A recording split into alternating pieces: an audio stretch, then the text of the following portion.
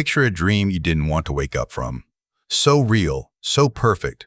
The moment you open your eyes, you freeze in bed for a few seconds, and you ask yourself, which one is real? Your mind hangs suspended between two worlds.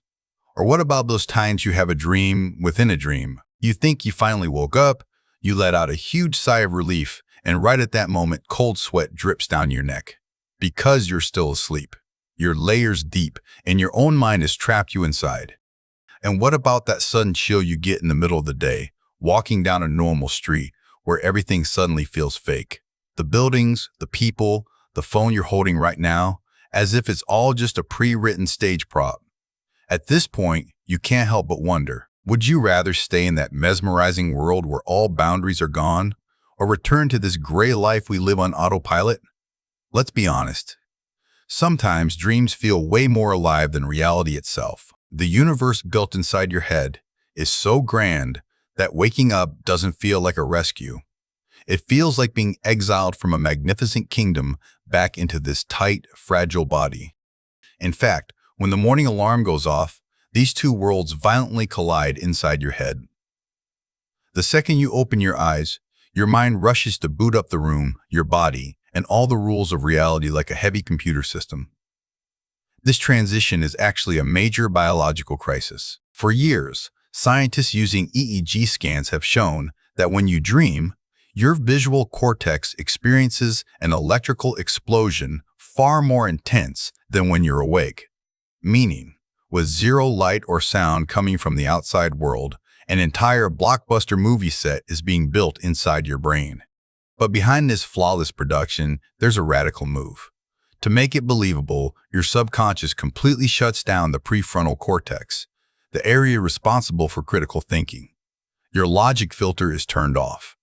That's why, the moment you wake up, that filter restarts. The universe you believed in with absolute certainty just seconds ago is suddenly declared impossible and wiped clean. An entire civilization is destroyed before dawn, leaving nothing but the shallow reality of waking life. Let's try a quick test, right now. Pause the video for just a second. Focus on any single word on this screen. Now, turn your head completely away, wait a moment, and look back at the screen.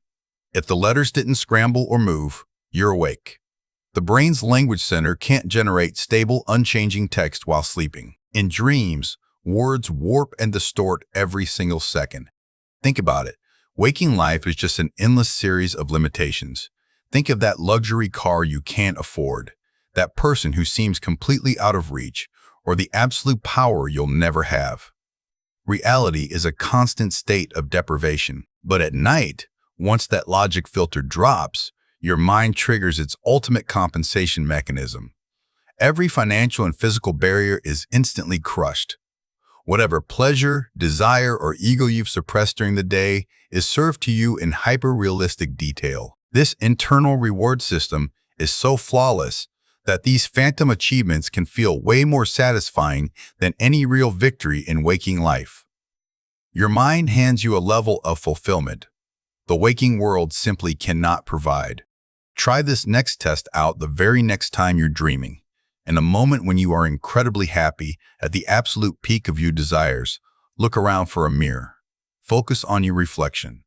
The hardest thing for your brain's simulation to render is your own face with perfect detail. If your face in the mirror is blurry, distorted, or feels like a stranger, you are standing right in the middle of that sweet bribe your subconscious created for you. Of course, this dark laboratory inside your head doesn't just satisfy your deepest desires. It's also a survival simulation where your most primal fears are tested. In the dead of night, you suddenly find yourself in a narrow, unfamiliar hallway, being hunted by a shapeless shadow. Your steps grow heavy. It feels like your legs are filled with lead, anchoring you to the floor. You can't run. The danger crawls right up your spine, and you can feel its cold breath on your neck. You want to scream with everything you've got. You strain your throat to call for help, but no sound comes out. Your chest tightens, the air runs out of your lungs, but that saving scream never breaks past your lips. You are silently suffocating inside your own mind. Neurologists call this nightmare, REM, atonia. Your brain temporarily paralyzes your muscles so you don't physically act out those dangerous movements in bed and hurt yourself. When danger appears in the dream, your motor cortex frantically sends a scream command, but the signal never reaches your paralyzed muscles. Realizing it's getting zero feedback from the body, the system panics and instantly locks up, translating this crisis straight into your dream script. You can't run, and when you try to scream, you have no voice. If you want to escape this helpless loop, try this out next time. When that shadow closes in on you, don't panic. Reach out for the nearest light switch and flip it. The mind cannot recalculate and render real-time lighting data while dreaming. If you flip the switch and the room stays pitch black, you have nothing to fear. You are already the master of that darkness. But what is the most philosophically mind-bending part of the dream world?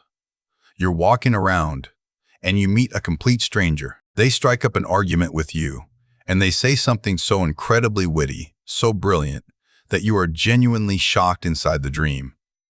Now stop and think about this logically. How can a character created by you actually surprise you? Your own gray matter wrote that line, drew that face, and chose that voice.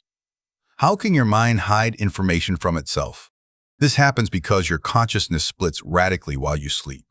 One half of your mind writes the script and voices the character, while the other half sits in the audience seat, completely clueless about what's coming next. This second self-operating independently inside your head turns you into a helpless fan of its own creation.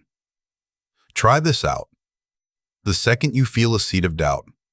When someone tells you something amazing in a dream, stop and trace your memory backward. How did you get into this room? What were you doing 5 minutes ago? Do you remember leaving your house?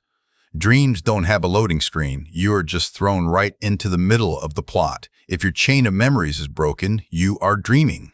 This simulation power of our mind can sometimes go so far that it traps us in an existential maze. We call this a false awakening. To escape the horror of a nightmare, you force yourself to wake up. You open your eyes. You're in your own room. You hear the ticking clock. You get out of bed, walk to the bathroom, turn on the tap, and splash cold water on your face. You take a deep breath and think, thank God it's over. And right at that moment, you wake up again, one layer higher. That room you thought you just woke up in, that cold water on your face, it was all a subscript written by your brain just to keep you asleep. Your perception was completely hacked from the inside with zero external data. Now, look around you. Focus on the floor beneath your feet, the objects in your room, the breath you are taking right now. The person trapped in that false awakening cycle was just as certain about their reality as you are about yours right now. If our mind can present such flawless worlds to us without needing any external technology, how can you be so sure that this waking state you're experiencing right now isn't just another dream? Maybe the real secret whispered by this existential loop isn't about waking up from a dream while you sleep. It's about waking up from the hypnosis of the life we live while awake. Most people live their lives from the moment they open their eyes in the morning until they close them at night, as if they are stuck in a dream cycle. They accept every event, every social role forced upon them, and every dogma handed to them by the system without a single question. Just like a sleeper who accepts the most absurd events in a dream as perfectly normal, they burn through their days on autopilot. If you want to break this hypnosis and take back control, turn those tests we just talked about into an everyday reflex while you're awake. Look at your digital clock. Question your memory backward. This habit of awareness will bleed through your synaptic pathways straight into your sleep. And one night, right in the middle of a dream, you will suddenly realize it's all a game, and you will become the absolute master of your own mind.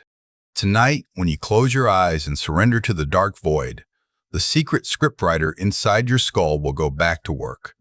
It will build impossible cities for you, and you will believe every single second of it with absolute certainty. Just like you believe every second of this life you think you're awake in right now. Before I leave you with these thoughts, let's do one final test. Try this out right now, this very second. Pinch your nose completely shut with your fingers, close your mouth tight, and try to take a breath. If your airway is blocked, but air keeps filling your lungs anyway, you are inside a dream layer that bends the laws of physics. because your real body is actually lying in bed, breathing perfectly fine. Try this test right now and share what you felt in the comments below. Let's see how many of us are actually awake.